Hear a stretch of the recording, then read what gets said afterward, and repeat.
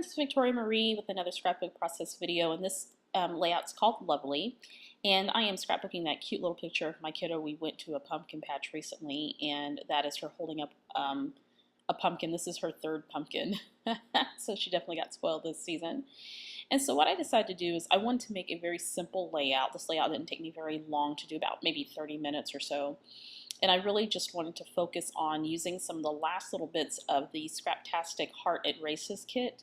And I still had a lot of things left over. And I decided to do sort of this loose grid layout to kind of focus on that little photo there, because she is just so stinking cute. I pull out some of my Distress ink.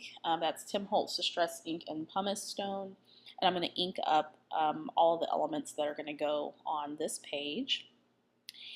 And I typically am not a theme scrapper, so when the holidays come around or autumn or something like that, I typically don't go for theme type of embellishments and things. I like to make what I have work to fit the story for the layout. And even though this is a fall layout and the colors are relatively fall, it's not, you know, anything specifically fall themed, and I like doing that. Regardless of the holiday. I could take that and use it for Christmas just as well. So I am sprinkling some Heidi Swapp Color Shine on the page, and I am using tinsel and gold, and my gold is actually working for me because I had to shake it up really well. And I wanted a little something in the background. This is an 8.5 by 11 layout, and I used just plain white cardstock, and I wanted to add a little bit of interest in the background. So I'm sprinkling this, and in a minute, it's going to dry quickly, and of course I'm impatient regardless of how fast it dries. So take a paper towel, I wipe that down, I'm going to put the elements back on the page, and I discover that card that says Lovely. It's from the Shamil Lane Hopper line, and there's several of them that you can cut out. I'm going to discover that that's too big, and it actually covers up my dots, and I actually hate it every time that I do that, when I sprinkle on my page and I end up covering majority of it up. I'm just like, what is the point? And so I'm going to sprinkle some more dots here momentarily.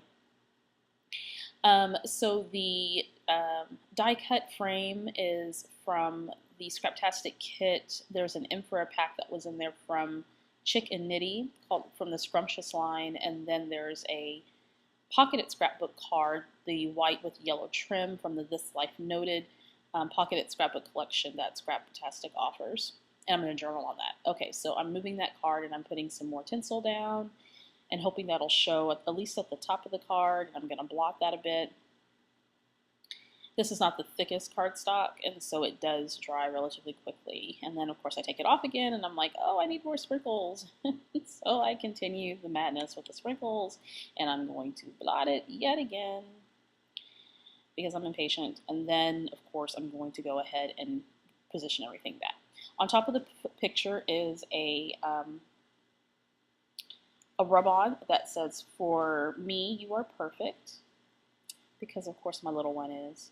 And then I have another rub-on that it's supposed to say "the cutest thing ever," but like rub-ons sometimes do, the ever word ended up rubbing off or sticking to the acetate part that's supposed to protect it. So I'm going to have to make it work. So I'm going to go ahead and commit in putting down this card. And I highly recommend that you use these, the journaling cards and the pocket scrapbooking cards, on a regular scrapbook layout. It makes for interesting grid. You also don't have to use up a lot of pattern paper. You can just go with it. At the bottom is a little cut apart that says, so this is what cute looks like. I'm going to write cute in the middle, but it has a blank spot to write whatever. I'm going to adhere that wood veneer. It's a cross section of a tree trunk. It has a heart in the middle. And then I am going to put a little clip on the photo that says favorite. I'm just going to adhere that down with a little bit of Tombow Mono. And then on that journaling card, there's another rub-on, not a rub-out, a rub-on that says hello. It ends up sticking to the wax paper that it's on, and so I unfortunately had to let it go. When I tried to peel it off, it just ripped. So I went ahead and I'm putting my rub-ons down, and then I find some arrows that were with the Teresa Collins rub-on collection. So you see me taking those arrows and pointing them in the direction of that rub-on phrase, and then I'm going to do the same at the top. And as rub-ons tend to do, I'm trying to be very, very careful to make sure that the other ones that I'm not applying just directly aren't sticking to other parts of the page, and that proves to be a little bit more difficult than what I thought. These rub-ons were really easy to get off. And it's hard to take a rub-on off once it's on the page. And so I have an arrow rub-on that I am kind of floating around the page, and that is ultimately going to go on the bottom. I'm trying not to fill up this layout. I do want to leave a little bit of white space and some room for the elements to breathe on the page. You don't have to always just throw a bunch of stuff on the page just for the sake of doing it, unless of course you want to. There's no rules in scrapbooking, don't listen to me. But if you're looking for a clean design, doing a simple grid design will fit the bill for you. So I've got this little dot, these little dots in a row rub-on that I just did on the other side of that lovely card, and because that circle hello is not going to work because it's stuck to the packaging, I am trying to find something else to work there, and I end up taking another rub-on. It says the best day, and I'm trying to decide where I want to put that, and I thought I was going to put it vertical that way, but I decided to put it horizontal because there's already another vertical rub-on just to the right of that. Alrighty, and so what am I doing here? So now I am deciding to do some journaling, and in this journaling I just basically talk about my little girl and I. We spent some time together. I was out of town this week, and so I was catching up with her, and we went to the pumpkin patch at one of our local churches. And we had a good time. We had a hayride, and she persuaded me to buy a pumpkin, and that's kind of what I write in the journaling. It was her third pumpkin, and we're supposed to decorate it at some point this week before Halloween comes along. So I bust out the exclusive stamp set that goes to this kit, Scraptastic kit, and my idea was I was going to take some of this gold Brilliance ink. It's a pigment ink, and it's so pretty. It's by Dewdrop. And I'm going to stamp this phrase that says "shot from the heart." And I thought it would show up a little bit more prominent on the page, but it doesn't. So you can see it just barely on the page, and I think it's competing with the yellow. I think had I put it on a darker cardstock, it probably would have showed up. So I'm looking at my die cuts, and I'm trying to decide if I want to add anything on there, and then I just scrapped that idea because there really isn't anything else I need to add. And except for that little number 4, and then at the top because my daughter is 4. And so then I pull out the enamel stars from Chicken Nitty Scrumptious line, which I'm just in love with these stars, and I have quite a few left. This is a nice little generous package of these enamel dots, and so I'm putting those in 3 places on the layout. I move that number 4, and it's going to be moved again here in just a second. Every now and then I like to pop a number based on her age on her scrapbook page, just kind of a reminder of how old she was at the time that I was documenting this, even though it is going to go into her 4-year-old scrapbook. But it's kind of good to have that element there.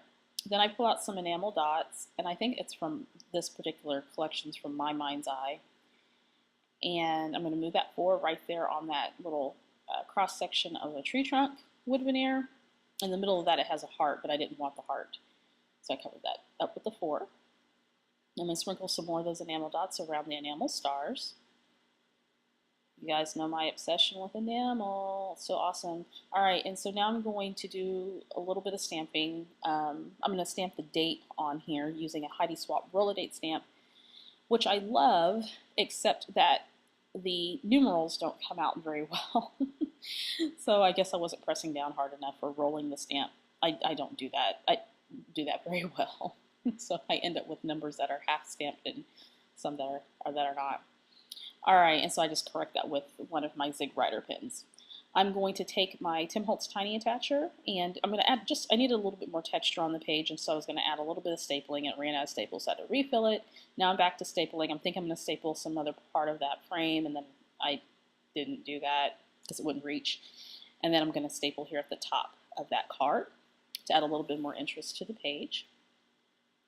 And then at the bottom on that strip it says, so this is what, and it has a little blank spot, and I put, this is what cute looks like, because she is so cute. And that pretty much finishes the page. Again, very simple, very easy grid to do.